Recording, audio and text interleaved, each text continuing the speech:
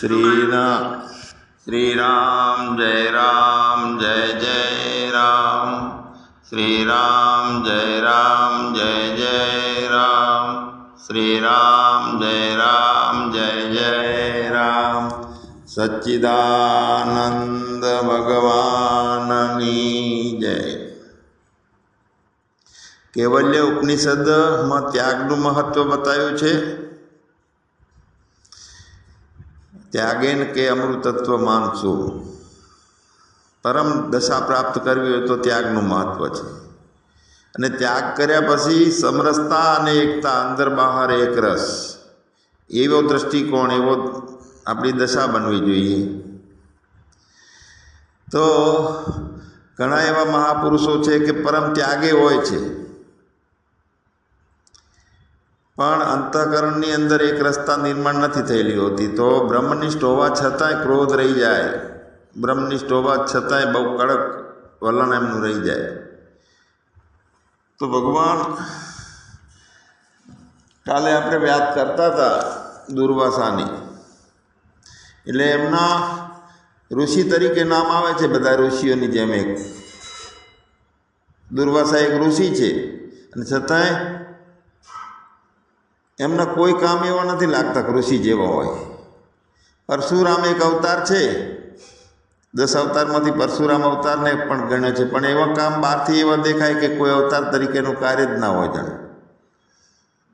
एटले एमना जे कर्मो छे दुर्वासाना, ए आपणने एवुं लागे कि शास्त्र मान्य नथी, भगवान विष्णुने पण पसंद नथी। एक कथा भागवत में आवे छे दुर्वासा ऋषिनी। अमरीश राजा पासे जाए छे, पछी पेली कृत्या उत्पन्न करी छे। ए प्रसंग आखो शुं छे के दुर्वासा ऋषिनो क्रोध अने अमरीश राजा ए वखते क्षमा आपे छे। तो खरेखर तो दुर्वासा ऋषि करता आपणने अमरीश राजा वधारे ज्ञानी कहेवाय, अने छतांय पेलाने ऋषि आपणे करीए छीए।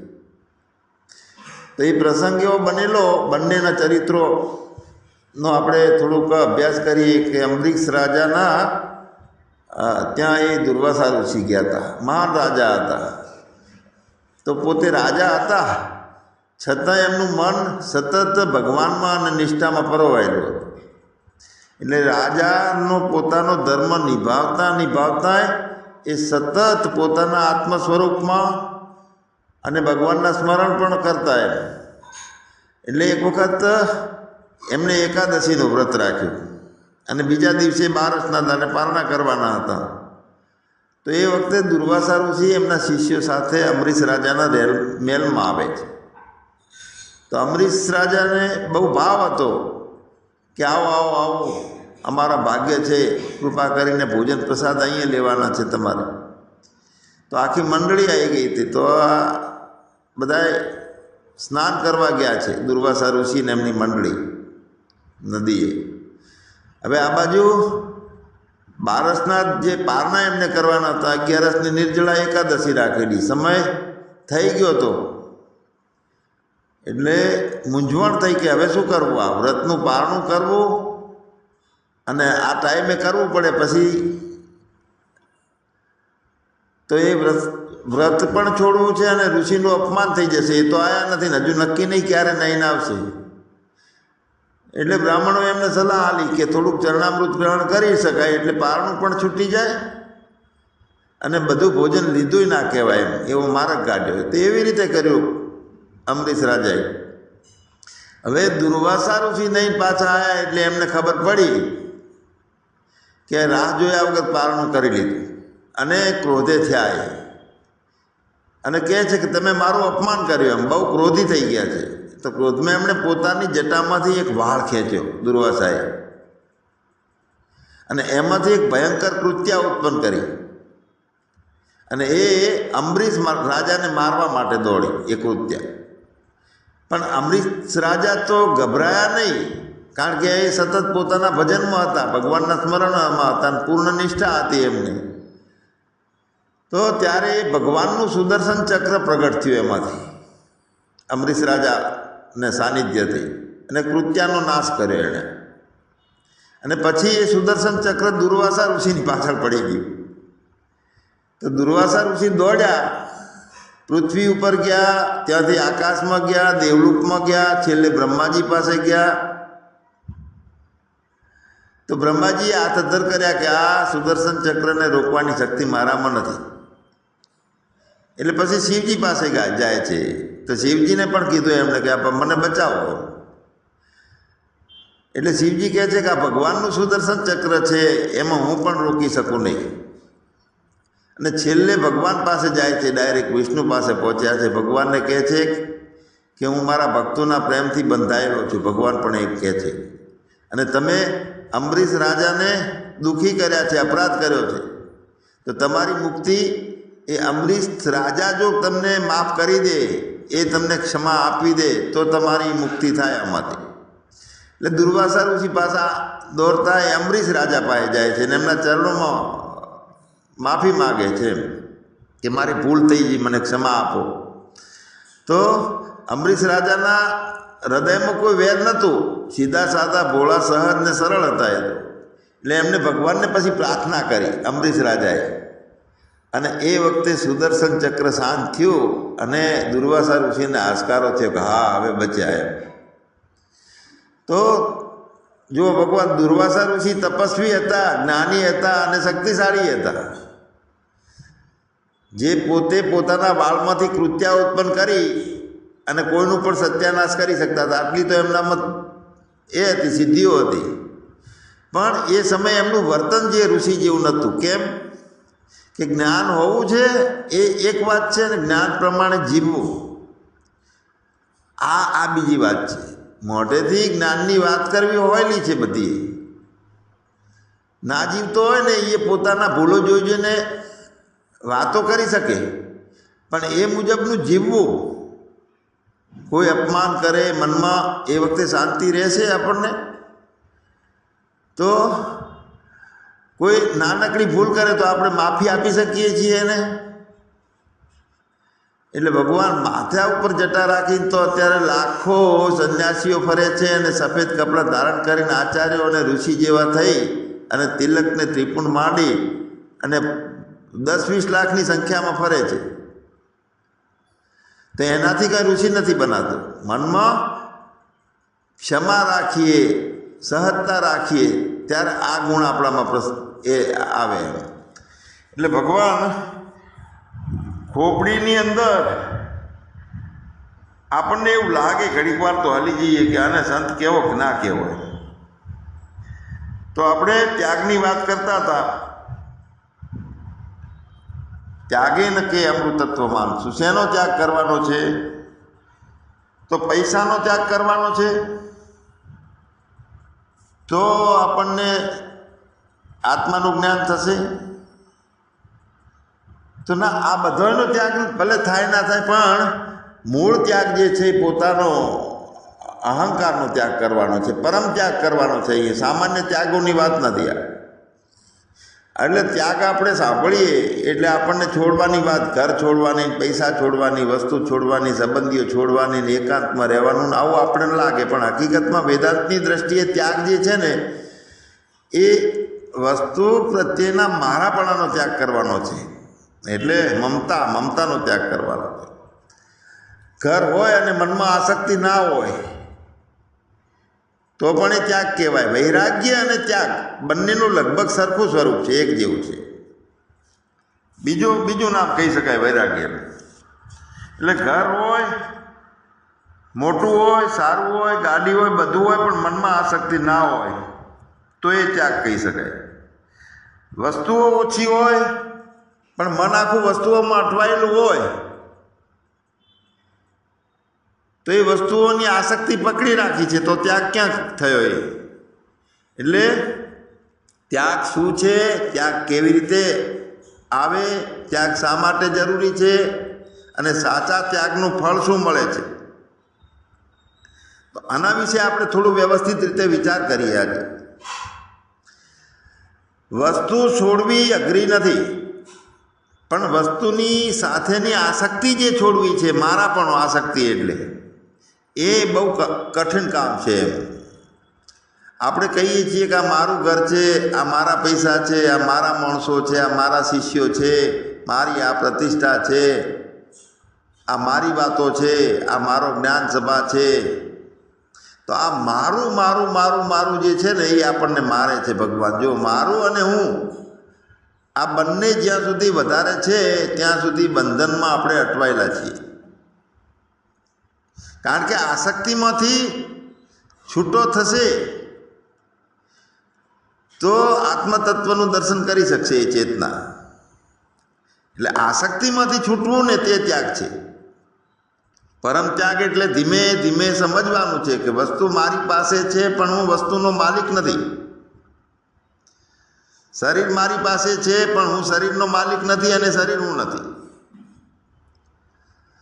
મને જવાબદારી મળી છે પણ આ તો સેવા કરું છું, માલિકીનો અહંકાર નથી જવાબદારીમાં. અને સત્તાનો અભિમાન આવી જાય છે જવાબદારી મળે એટલે. કોઈ આશ્રમ સંભાળવાનો મળે કે કોઈ સત્તા આપી દે કે ભાઈ તમે ખ્યાલ રાખજો, એટલે બધા ઉપર તતરાવાનું ચાલુ કરે. પછી 25-50 જણામાં ભેગા થઈને એના ઉપર નફરત કરતા હોય કે આ તો માણસ ખરાબ ગાલ્યો છે અહીંયા સંસ્થામાં. એટલે હા, વસ્તુની જવાબદારી મળે પણ અહંકાર રહિતતા આપણી હોય. એક માણસ નદી પાર કરવા માટે નાવમાં બેઠો છે. હવે નદીને પાર કરી નાખી છે તો નાવિકે હવે કીધું કે ભાઈ કિનારો આવ્યો છે, ઉતરો. તો એ માણસ એ હોડી હતી એને માથે ઊંચકી અને ચાલવા માંડ્યો. તો આ લોકોએ પૂછ્યું કે આ શું કરો છો? તો એને કીધું કે આ નાવે મને નદી પાર કરાવી છે એટલે હું એને હવે છોડતો નથી, મારા એના ઉપર ઉપકાર છે. તો આ બધી હસવા જેવી વાત છે.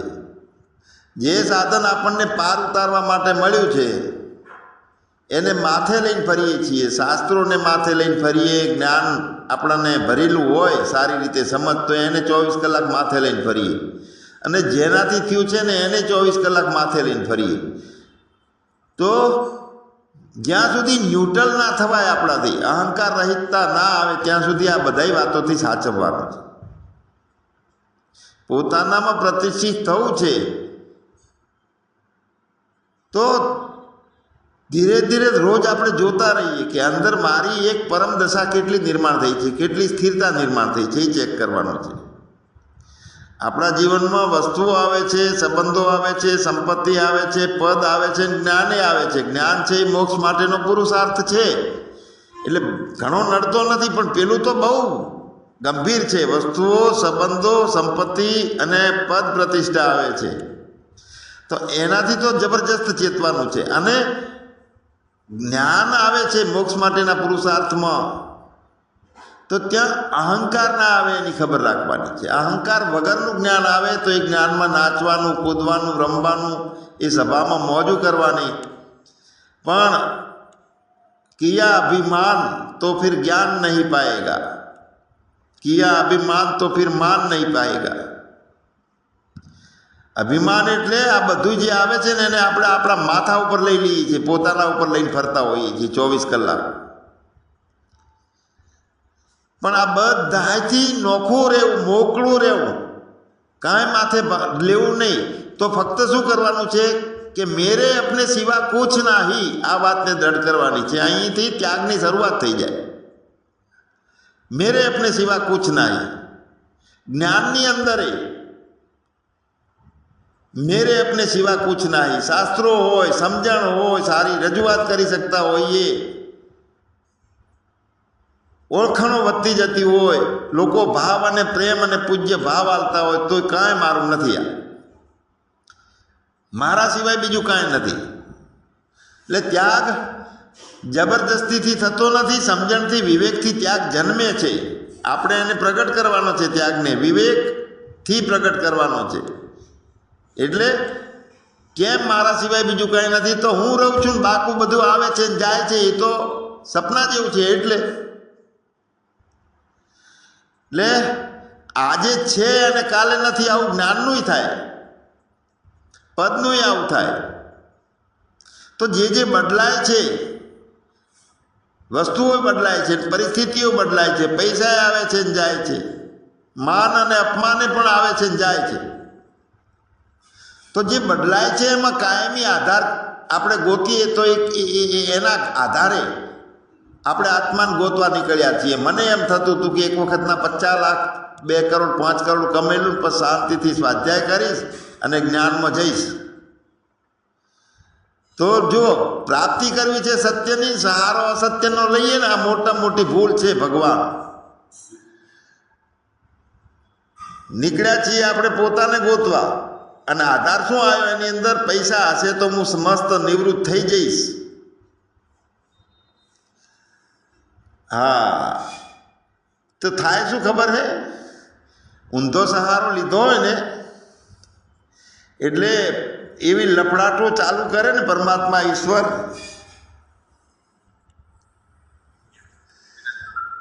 હા, પૈસા લઈ લે. 1-2 ઝપટિયા એવા આવી જાય ને કે પૈસા જતા રહે. શરીરનું અભિમાન હોય ને તો શરીરને ફોંકો નીકળી જાય. 2-4 એક્સિડન્ટ કરાવે ને કહો તો લંગડો કરે ને હાથમાં મોઢું ફરી ગયું હોય અડધું. એટલે આ ક્રોધથી નહીં પણ પરમાત્માને એની જોડે લેવો છે એટલે આસક્તિઓ છોડાવે બધી. અને આપણે શું પકડીને બેઠા છીએ? ધીરે ધીરે આસક્તિ છોડવાની છે. એના બદલે શરીરનો સહારો લઈને જ્ઞાન કરશું, ને પૈસાના સહારાથી જ્ઞાન કરશું, ને માણસોનો સારું ગ્રુપ હશે તો જ્ઞાન થઈ જશે. અરે ભૂતરા પકડ્યા બધા. આ તો જ્યાં બધું ખેરવી નાખવાનું છે, પોતાના સિવાય કશું રહેતું નથી. બિલકુલ ખાલી ખમ થઈ જવાનું છે, મટી જવાનું છે બધી બાજુથી. તો છેલ્લે છેલ્લે જ્ઞાની થઈને ઊભા રહીએ. મટવાનું છે છતાં છેલ્લે છેલ્લે છેલ્લે ધ્યાની થઈને ઊભા રહીએ છીએ. તો આ બાળકના રમકડા જેવું છે ભગવાન. બધું જે પકડીએ છીએ ને રમકડા જેવું છે. બાળક રમકડું લઈને બેઠું હોય છે, રમકડું તૂટી જાય તો બાળક પછી રોવા માંડે, મારું રમકડું તૂટી ગયું. એટલે મોટો માણસ છે ને એનું રમકડું જોવે તો એને ખબર પડે કે આ તો રમકડું છે, તૂટવાનું જ છે. એમ જે આધારો આપણે પકડ્યા છે, સર્વાધાર છીએ અને નિરાધાર છીએ, છતાં આધારો પકડ્યા છીએ. તો જ્ઞાની તરીકે, સાક્ષી તરીકે, મોટા માણસ તરીકે જોવે કે આ બધા રમકડા છે ને એ તૂટવાના છે. જેટલું ઊભું કર્યું, આયેગા સો જાયેગા, રાજા રંક ફકીર, હાથ પસારે જાયેગા. તો ભગવાન બધુંય પોતાનામાં પ્લાસ્ટિકનો રેઇનકોટ પહેરેલો છે ને વરસાદ આવે છે એવી રીતે આપા દો ને જવા દો. અંદર પોતાના માથે લઈને ફરવાનું નથી કશું જ. જ્ઞાન નહીં, કારણ કે ચેતના છે એ સારા વિષયમાં રહેશે, એ બરાબર છે, જરૂરી છે, નહીંતર ભટકી જશે. જ્ઞાનમાં રહે, જ્ઞાન સભામાં રહે, ધ્યાનમાં રહે, ઉપાસનાઓમાં રહે, જેવી જેની અધિકાર છે એક પ્રમાણે રહેવા દો. પણ મુજકો લગે ના રંચક રહે, એટલે ત્યાગ થઈ જાય બધો. આવો એમ મોટાને એ રમકડા જે છે એનું સાચા મૂલ્યની ખબર છે કે આ તો વિકારી છે ને તૂટી જવાના છે. બાળકની જેમ એ રોતો નથી તૂટી જાય એટલે. તો આપણું જ્ઞાન વધે છે એટલે આપણને આ બધું સમજાય છે. જગતનો વ્યવહાર પણ કરવો છે અને એમાં કાયમી સુખ શોધવાનું જે છે ને એ વ્યવહાર ચાલુ રાખવાનો. શુદ્ધ છે સુખ શોધવાનું જે છે ને એ બંધ કરો. અરે આત્માને શોધવાનું બંધ થઈ જવો જોઈએ. મોક્ષે નથી જોતો. કોને જોવે છે હવે મોક્ષ? તો જો જગતમાંથી સુખ શોધવાનું બંધ થઈ જશે એટલે ત્યાગ અને વૈરાગ બંને મસ્ત રીતે ચાલુ થઈ જાય. એટલે ત્યાગ માટે વૈરાગની જરૂર છે. દુનિયાદારી જેટલી ઊભી કરી છે તો એ ખોટી છે. આપણે સમજીએ તો દુનિયાનો દ્વેષ નથી કરવાનો આપણે. વૈરાગ એટલે પણ વૈરાગ એટલે દુનિયામાંથી મળતા સુખની મર્યાદાને સમજવાની છે. ભગવાન આજે આવે છે તો આવવા દો, ન્યુટ્રલમાં છું. વસ્તુ મળે છે તો આનંદ થયો છે તો થવા દો, હું ન્યુટ્રલમાં છું. હવે આપણે અજ્ઞાનમાં હોઈએ તો શું થાય છે કે આ મળ્યું એટલે હું બસ પૂર્ણ તૃપ્તિ થઈ જઈ મને. હવે હું આ ભૂલ છે, હજુ પોતાને છોડી દીધા. હવે હું પૂર્ણ તૃપ્તિમાં આવી ગયો છું, મને અજ્ઞાન રહ્યું નથી, બચી ગયા છીએ અને બીજા બધા તો હજુ સબળે રહ્યા. તો બધાય ભાવો છૂટે. અંદર આંખ બંધ કરી અને પોતાને જોતા જાઓ ને સાંભળતા જાઓ. એક વાત કહી દઉં, જે અંદર ચેતન છે જેની અંદર સમજણ નિર્માણ થાય છે એ છીએ આપણે, કેમ નથી? બહારનું બધું બહિર્મુખતા ગઈ છે ને અંતર્મુખતામાં પોતાને જ જુઓ, ચેતનાને જ જુઓ. તો ભગવાન ચેતનાને જોઈ છે તો એ પ્રકાશમય છે કે નહીં? હા છે, તો કોના કારણે છે? કોઈક એવું છે કે જે આત્મા કહીએ, પરમાત્મા કહીએ, એના કારણે એ ચેતના સ્ફુરિત છે અને એ ચેતનાની અંદર જગત કેવડું મોટું ઊભું કરી નાખ્યું છે. આપણે અંદર બહાર એક રસનો વિષય આજે પણ લેવો છે. હમણાં જો બહારનું જે છે એ પકડાય છે તો એ પકડતું બંધ થાય અને એટલો વિવેક થાય તો અંદરની એકલી ચેતના છે એને જોતા રહીએ. ચેતનને જોવા એવું છે જ નહીં, ચેતન પોતે છીએ જ. પણ જાગ્રત અવસ્થા છે એ ચેતના ખસશે નહીં, પણ પ્યોર છે, બીજું કશું જ નથી. બહારનું જેટલું પકડ્યું છે, બહારનું આપણી પાસે છે, પરંતુ બહારનું હકીકતમાં કાંઈ છે નહીં ને આપણી પાસે છે એ ભ્રાંતિ છે. ખાલી મન વસ્તુના હાથમાં હોય છે, મનથી પકડાયેલું હોય છે. તો પરમ ત્યાગ માટે ખાસ કરીને તો મારું છે, મમતા છે એ છોડી દેવાની છે. શબ્દ નાનો છે બહુ, મારું એટલે, પણ બહુ મોટું બંધન એનાથી રાંધવા જેવું થઈ ગયું છે બંધન આપણું. મારું ઘર, મારું બાળક, મારી પ્રતિષ્ઠા, મારી વાતો કેવી સારી, આ મારી સેવા. તો બધાને પૂછું કે જેને મારું આપણે કહીએ છીએ ખરેખર કેટલા ટાઈમ પૂરતું છે એ રહ્યું, એનો વિચાર કરો. શરીર થોડા સમય માટે મળ્યું તો પછી મારું ક્યાં સુધી? આ વિચારથી આપણી જે મારાપણું જે છે એમાં શુદ્ધિકરણ આવશે, મમતા શુદ્ધ થઈ જશે. એક રાજાએ સુંદર બગીચો બનાવ્યો. બગીચાની સાર સંભાળ રાખવા માટે એક માળીને રાખ્યો. એટલે માળી એ દરરોજ ફૂલો હતા એની સારી કાળજી રાખતો. તો એક વખત રાજાએ પૂછ્યું કે આ બગીચો કોનો? તો માળીએ કીધું કે મહારાજ તમારો. તો રાજા ખુશ થયો. પણ માળી રોજ કહેતો કે આ મારો બગીચો છે, આ મારો બગીચો છે, બધાને કહેતો. એમ રાજાને એમ કીધું કે તમારો છે, પણ બીજાને તો એમ દરરોજ કહેતો કે મારો બગીચો છે. પછી એક દિવસ રાજાએ કીધું કે જો આ મારું છે તો પછી તું એને સંભાળે છે તે સારું, પરંતુ માલિકીનો ભાર તું લઈશ નહીં. બધાને શા માટે કહે છે મારો મારો મારો? તો ત્યાં શું આવ્યું? માલિકનો છે, રાજાનો છે અને મારો નથી. તો હું ટ્રસ્ટી થયો. બધું માલિકનું છે, હું મારું કરું છું, પણ મારી તો ફરજ છે. ટ્રસ્ટી તરીકે હું કામ કરું છું, ટપાલી તરીકે કામ કરું છું. આ ભાવથી અસંગતા આવશે ભગવાન. મારી ફરજ છે સંભાળવાની, માલિકી રાખવાની નથી. પરિવાર મળ્યો છે તો સંભાળીએ ફરજના કારણે. ધન મળ્યું છે તો એનો સારી રીતે ઉપયોગ કરીએ, જવાબદારી છે આપણી. શરીર મળ્યું છે તો સાચવવાનું છે, સાધના પણ એનાથી થઈ શકે છે. પણ અંદરની જે સમજ છે કે માલિકનું છે અને હું માલિક નહીં, હું સેવક છું ચેતનામાં. તો આ દરેક વસ્તુમાં માલિકનું છે ને વાપરવા મળ્યું છે, ભાડાનું છે બધું. એટલે ત્યાગને દ્રઢ કરવાનો છે. ત્યાગનો સૌથી વધારે મોટો શત્રુ હોય તો એ અહંકાર છે. હું ક્યારેક આપણે વસ્તુઓનો ત્યાગ કરીએ છીએ પણ પાછા કહીએ છીએ કે હા જો મેં તો આટલો ત્યાગ કર્યો.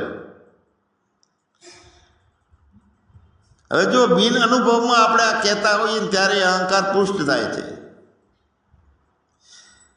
અનુભવમાં પોતાની સ્થિતિમાં રહીને કહી શકીએ કે ભાઈ મારે તો લીમડા નીચે રહીશ તો ચાલશે, તો બીજાને ત્યાગનો બોધ મળે એટલા માટે કહેવાનું.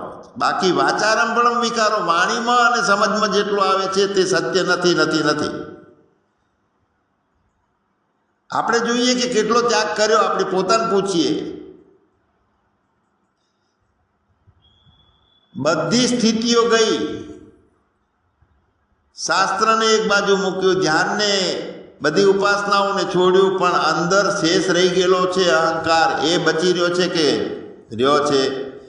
જ્યાં સુધી એ રહી ગયેલો હોય છે ત્યાં સુધી પરમાત્માનો પ્રાગટ્યની મોજ નથી લઈ શકતા આપણે. એટલે ત્યાગમાં પણ મેં ત્યાગ કર્યો એ નહીં, ત્યાગ તના પણ ત્યાગને છૂપો જાણે સંત, મેં ત્યાગ કર્યો એનો અહંકાર છોડી દેવાનો ભગવાન. સાચો ત્યાગ એવો હોય, કર્યું પણ કરતાપણું ક્યાંય રાખ્યું જ નહીં, એડવા જ ના દીધું કરતાપણાને, આપી દીધું બધું પણ દાતાપણું કાંઈ ના રાખ્યું, યાદ ના કર્યું મેં આટલું બધાને આપ્યું છે. સેવા કરી હોય પણ એની પાછળ કોઈ પ્રસિદ્ધિની ભાવ નથી અંદર રહેતો, ભાઈ મારી વાહ વાહ કેમ ના થઈ.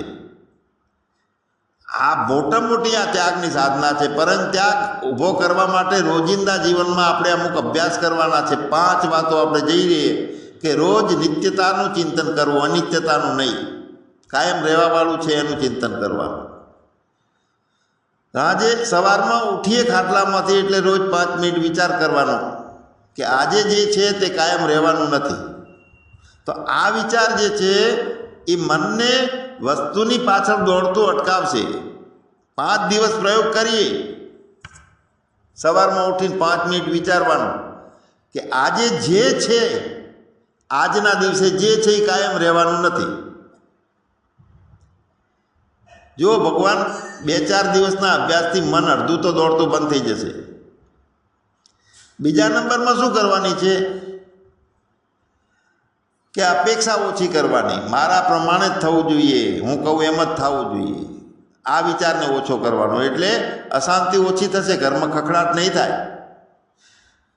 અને ત્રીજા નંબરમાં પરિણામનો ત્યાગ કરવાનો છે. પૂરેપૂરું કર્મ કરવાનું, પણ પરિણામ પર સંપૂર્ણ અધિકાર છે એવી માન્યતાઓ આપણી છોડી દેવાની. પરિણામ પર મેં તો આટલા પ્રવચનો કરે પણ કોઈ જ્ઞાની કેમ થતા નથી, એવો અધિકાર નહીં. પરિણામ પ્રયત્ન આપણા હાથમાં છે, પરિણામ સંપૂર્ણ આપણા હાથમાં નથી. 4 નંબરમાં પોતાની પ્રશંસાનો ત્યાગ કરવાનો, કશું અડવા દેવાનું નહીં. કોઈ વખાણે તોય સારું, ના વખાણે તો કાંઈ વાંધો નહીં. લોકો શું કહેશે એના માટે સેવા નથી કરતા આપણે ભગવાન. લોકોને જે કહેવું હોય કે 5મા નંબરમાં સાક્ષી ભાવ છે. રાગ આવે, દ્વેષ આવે, લોભ આવે, અહંકાર આવે તો તરત પોતાને, આપણે કાલે વાત કરી હતી, પોતાનામાં હજુ અધુરાશ રહી ગઈ છે એવું લાગે છે, તો ના, આ ખોટી વાત છે. પોતાનામાં કાંઈ અધુરાશ છે જ નહીં. આપણે મનને હળવું થાય, મારું મારું મારું મારું એનો ભાર મટી જાય. ભગવાને આપ્યું છે, ભગવાનની વ્યવસ્થા છે, હું તો ફક્ત ફરજ અદા કરું છું. માન મળ્યું તોય ભલે, તોય શાંતિ, ના મળ્યું તોય શાંતિ. કંઈ એવી ક્ષમતા, આ ત્રીજું ફળ છે, સમત્વ યોગમ ઉચ્યતે. એટલે બહુ વાતો આપણે સમજીને છેલ્લે એક વાત કે એક બાળક પોતાના હાથમાં રેતી પકડીને બેઠું હતું અને જેટલી જોરથી મુઠ્ઠી બંધ કરે એટલી રેતી હાથમાંથી બહાર નીકળી જાય, સૂકી રેતી. એટલે વૃદ્ધ સમજદાર લોકો, એક કાકા આવીને એને કીધું કે લા તું હાથ થોડો ઢીલો રાખ, અને એણે પછી હાથ ઢીલો કર્યો એટલે રેતી હાથમાં રહી, પણ નીચે જવાનું બંધ થઈ ગયું રેતીનું. એટલે આપણી જિંદગી પણ એવી છે એમ. ભગવાન વસ્તુઓને જોરથી પકડી રાખીએ છીએ એટલે ચિંતા વધે છે. જો થોડી મુઠ્ઠી ઢીલી રાખીએ, થોડું છોડવાનું રાખીએ, મનને જગ્યા આપીએ, આપણે ખુલ્લા નિર્ભાર થઈએ, એમ જ્યારે મારાપણું આપણે છોડીએ ત્યારે અંદરથી અનુભવ થાય છે આપણને કે હું પોતે પણ એ ચૈતન્ય અંશ. તો એ મારી પાસે જે બધું ભગવાનની કૃપાથી છે એ પણ ભગવાનની કૃપાથી છે, પણ હું પોતે પણ જે એ જ ચૈતન્યનો અંશ છું કે જે ચૈતન્ય એ મારું ખુદનું પોતાનું સ્વરૂપ છે. તો આવો ત્યાગ આપણો સરસ થઈ જાય અને પછી અંદર બહાર એક રસ, જો ચેતન ભરપૂર, એવી આપણી દ્રષ્ટિ થવી જોઈએ. અંદર જે ચેતન છે અને બહાર જે ચેતન છે બે નથી, ચેતન તો એક જ છે. અંદર જે બારે વસ્તુઓ છે એ અને અંદર પોતાનું હોવું છે એમાં બે નથી, એક જ વસ્તુ છે. બે પણ બંધ કરવાનું. બહુ ફોયલું લાગે સાંભળવું, પણ બહુ એવી દ્રષ્ટિ બનવી નહીં, કાઠું કામ છે. ભગવાન મારી અંદરે આત્મા છે ને બારે આખી દુનિયા છે. લો આ બે જાતનું છે. હવે ધ્યાનથી આપણે જોઈએ અંદરથી જીવતા કેમ છે? કારણ કે ચેતન છે. આંખ જુએ, કાન સાંભળે, મન વિચારે, આ બધાને જે જાણનાર છે તે ચેતન છે. અને એના કારણે અંદરનું જે કાંઈ છે એ ચેતન જેવું લાગે છે. હવે બહારનું જગત આપણને જડ જેવું લાગે છે, કારણ કે ત્યાં અંતઃકરણ નથી, એટલે ત્રણ ગુણો બધાને પકડાતા નથી. હાલમાં ચાલવાની દેશકાળની રમત નથી બહારના જગતની. પણ આપણે જાણીએ છીએ કેવી રીતે બહારનું? આંખથી, મનથી, કાનથી, 5 જ્ઞાનેન્દ્રિયોથી જાણીએ છીએ. મતલબ કે અંદરનો અનુભવ હોય છે કે બહારનો અનુભવ? અંદરનો અનુભવ આપણે પોતાનો લઈએ અને મન, બુદ્ધિ ને ઇન્દ્રિયો દ્વારા બહારનો અનુભવ થાય છે. તો બહારનો અનુભવ ને અંદરનો અનુભવને બેને પ્રકાશિત કરનાર એક જ ચેતન છે. એમ ઘડાનો આકાશ છે તો કોઈ કહે કે ઘડાના અંદરનું આકાશ નોખું છે, ઘડાની બહારનું આકાશ નોખું છે. હવે ઘડો ફોડી નાખીએ તો અંદરનું આકાશ ક્યાં ગયું ને બહારનું ક્યાં ગયું? તો ઘડાની દિવાલ જે હતી એને ફક્ત આપણને અલગ દેખાડ્યું હતું. એમ તો મન એક પ્રકારનો, શરીર, મન આ પ્રકારના એક આપણે જે હું ભાવ બની ગયો છે ને એમાં એક દિવાલ બનીને ઊભા છે. આપણે કહીએ છીએ કે મારો આત્મા, પણ ખરેખર એ આત્માને કોઈ સીમા છે નહીં. અને આપણે શરીરની સીમા છે ને આપણે એને હું કરીને બેઠા છીએ. હું 5.5 ફૂટનો છું. મનનો પણ એક વિચાર છે, ચેતનમાં કોઈ વિચાર નથી. મન વિચારથી સીમિત થાય છે, ચેતન સીમિત થતો નથી. ચેતન એક હોવા છતાં ઉપાધિના કારણે આપણને ભેદ દેખાય છે. કાલે ભાઈએ સરસ વાત કરી હતી, એક સૂર્ય અને કેટલાય પાણીના કુંડા. તો 100 કુંડાની અંદર, 100 કડાની અંદર સૂર્યનું પ્રતિબિંબ દેખાય છે. તો કાંઈ 100 સૂર્ય નથી થઈ જતા, એક જ છે સૂર્ય. પ્રતિબિંબ અનેક છે. તો માણસ જુદા જુદા છે, મન જુદા છે, સ્વભાવ જુદા છે, પણ દરેકમાં ચેતનનો પ્રકાશ એક છે. ભગવાન આ સમજણ આપણી આવે,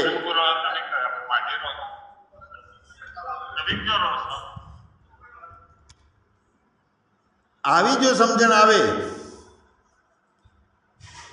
તો બીજા તરીકે જે બીજું દેખાય છે એ દ્રષ્ટિ ધીરે ધીરે ધીરે ધીરે બંધ થાય. અંદર બહાર એક રસ.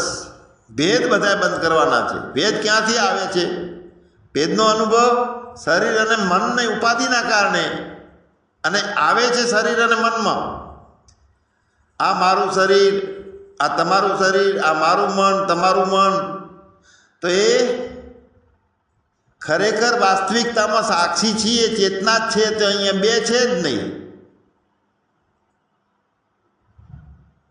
બે ચેતન છે નહીં, પ્રતીતિઓ બે છે. તો જેમ એક સૂર્ય અનેક બારીઓમાંથી નોખો નોખો પ્રકાશ આપે છે, એમ એક જ ચેતન અનેક શરીરોમાં જુદું જુદું દેખાય છે. તો આ વાત સમજવાથી શું થશે? ભગવાન અહંકાર નરમ થશે. વીજળી પંખામાં આવે છે, ફરે છે. દીવામાં આવે છે, લાઇટ આલે છે. ફ્રીજમાં આવે છે, ઠંડી આલે છે. ટીવીમાં આવે છે તો દ્રશ્યો હલનચલન દેખાય છે. બધાનું કામ નોખું નોખું છે. કોઈ ફરે છે, કોઈ અજવાળું આલે છે, કોઈ ઠંડુ કરે છે, કોઈ ગરમ કરે છે. બધામાં ચાલતી શક્તિ શું છે? એ એક છે. એક શક્તિ નોખી નોખી કન્વર્ટ થઈ ગઈ, અને એ વીજળી છે.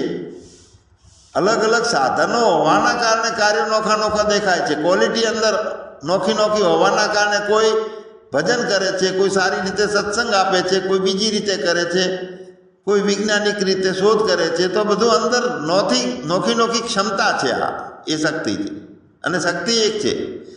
તો શરીર અલગ, મન અલગ, બુદ્ધિ અલગ, બધાના સ્વભાવ અલગ, ચેતન અલગ કે એક જ? ચેતન એક જ છે ને બધાને ભરપૂર રહેલું છે. તો સાધના શું કરવાની? રોજ થોડો સમય શાંતિથી બેસીએ, આંખો બંધ કરીએ, વિચાર આવે, મને વિચાર દેખાય છે કે નહીં જોઈએ, ભાવો આવે તો મને ભાવો બધાની ખબર પડે છે કે નહીં જોઈએ, સાક્ષીમાં રહીને શરીરમાં સંવેદના થાય, પોતાને એની ખબર પડે છે કે નહીં. મયી સકલમ જાતમ, મારી અંદર આ ભૂતરું ઊભું થયું છે હું જોઈ શકું છું કે નહીં. અને પછી જેને આ બધાની ખબર પડે છે તે કોણ? તો એનો જવાબમાં કોઈ શોધ મળવાની નથી, જવાબમાં એને શોધવાનો નથી. ભગવાન માત્ર જાણનાર તરીકે કાયમ હાજરા હાજુર સ્થિર એ છું. અને જો આપણું એમાં એ ના હોય તો આપણે સ્થિર થવાનો પ્રયત્ન કરવાનો છે કે જાણનાર કોણ. સવારમાં 5 મિનિટ બેસી રહીએ પછી આંખો ખોલવાની, પછી બહારનું વૃક્ષ દેખાય, માણસ દેખાય, આકાશ દેખાય, પણ યાદ રાખો કે જે ચેતનાની અંદર, જે ચેતનાથી અંદરના વિચારો જણાય છે એ જ ચેતનાથી બહારનું જગત જણાય છે. અંદરને પ્રકાશિત કરનારો જે છે એ જ બહારને પ્રકાશિત કરનારો છે. અને એક જ છે, બે છે નહીં. વચ્ચે દિવાલો જે છે, ઘડાના પડ છે તે તોડી નાખવાના છે, હું પણ આના. અને આ જીવનમાં આ સમજણનું મહત્ત્વ છે. આ સમજણ જેટલી ઊંડી જાય તો શું બદલાશે? તો અહંકાર મોળો બનશે, ઓછો થશે, સહજ થશે. હું જ કરું છું એવો ભાર ઘટી જશે. બીજાપણાનો, બીજા લોકો છે એટલે દ્વેષ ઘટી જશે, નથી બીજું કોઈ. કેમ કે બીજાનામાં પણ એ જ ચેતન છે એટલે ભય પણ ઓછો થશે કે બીજો કોઈ મારું બગાડી જશે. જાય છે તે પણ મારું કાંઈ છે નહીં એવો ખ્યાલ આવશે. અને જાય આપણું હોય નહીં. કેમ કે શરીર મનની સ્થિતિ બધી બદલાય છે, પરંતુ હું એવો ને એવો છું એને રોજ ચેક કરવાનું છે પોતાને ભગવાન. અને બહુ મહત્વનું કાર્ય છે કે હું એવો ને એવો છું, હું બદલાયો નથી. મન તરત જ બારે સુખ શોધવાનું બંધ કરી નાખશે, ખબર પડશે એને. કેમ કે જેને શોધી રહ્યો તો તે પોતાનું સ્વરૂપ છે. એટલે એક ક્ષણ માટે આંખો બંધ કરીને અનુભવીએ. ભલે શરીર દેખાય છે, મારામાં દેખાય છે, હું જાણનારો છું. વિચારો દેખાય છે, હું જાણું છું, મારામાંથી ઉત્પન્ન થયા છે એ પણ જાણું છું. ભાવનાઓ આવે છે, હું જાણું છું, મારામાંથી ઉત્પન્ન થઈ છે. બહારનું જગત દેખાય છે, હું જાણું છું, મારામાંથી ઉત્પન્ન થયું છે. અને હું જે અંદરનું જે જગત જણાય છે તે જે ચેતનાથી જણાય છે તે જ બહારની ચેતનાથી જણાય છે. અને બધાને અંદર બહારનું હું જાણનારો છું. તો આ બધાને જાણનાર હું કોણ? એ જ ચેતન. એને કોઈ અંદર નથી. ક્યાંય કોઈ દરવાજા રૂમની અંદર બંધ કરેલો નથી અને ક્યાંય બહાર દોડી નીકળી નથી ગયો. અંદર બહાર એક રસ. એને બહારથી લાવી શકાવાનું નથી અને અંદરથી ક્યાંય બહાર ખસેડીને લઈ જવાનું નથી. એટલે જેને જોવામાં આવે છે એનો પ્રકાશ પણ એ જ ચેતન છે. ચેતના જે છે એ પણ નોખી નથી. માત્ર વિચાર ના રહે અને જીવંત અનુભવની દશા બને આપણી. અને ધીરે ધીરે ધીરે ધીરે જ્ઞાન એ નિષ્ઠામાં પરિવર્તિત થઈ જાય, સ્વરૂપમાં પરિવર્તિત થઈ જાય. એક જ ચેતન, ભલે અનેક રૂપ, હું એક જ છું, અનેકને લાવી દઉં એકમાં, અને એક છું તે જ અનેક બન્યો છું. આવા ભાવમાં સ્થિરતા આપણે લાવવાની છે. ભગવાન અંદર બહાર એક રસ, જો ચેતન ભરપૂર. પણ તેમાં પહેલાં ત્યાગની મહત્તા સમજાય કે ત્યાગ થાય, વિવેક આવે, પૂર્ણ વૈરાગ થઈ જાય. બહારનું ભલે બધું નોખું હોય, પણ ચેતન એક છું, એની અંદર બહાર છે જ નહીં. બીજો ત્રીજો પહેલો બીજો કશું જ નથી. ના કછું હે ના હુઆ ના હોવનહાર. સચ્ચિદાનંદ ભગવાનની જય.